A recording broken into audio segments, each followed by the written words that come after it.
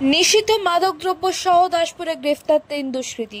দাসপুর ২ নম্বর ব্লকের ভগবতীপুর এলাকায় বড় সাফল্য পেল দাসপুর থানার পুলিশ।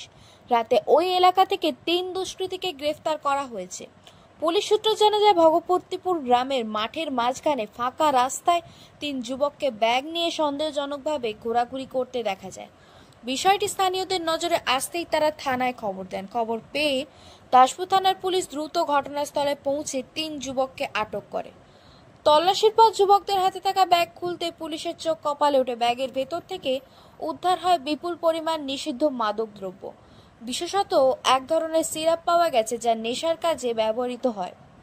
গ্রেফতার হওয়া ৩ দুষ্কৃতীর নাম সুরজিৎ সামন্ত, অরুণ প্রামাণিক এবং দেবাশিস আচার্য।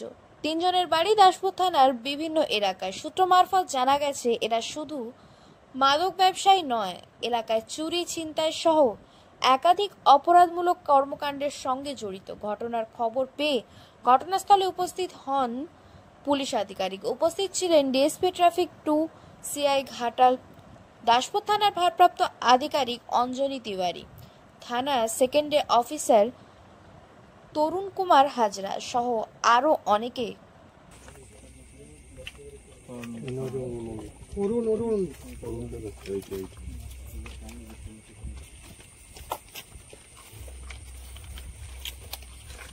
এই জায়গাটার ভগবতীপুর সুইল গেট।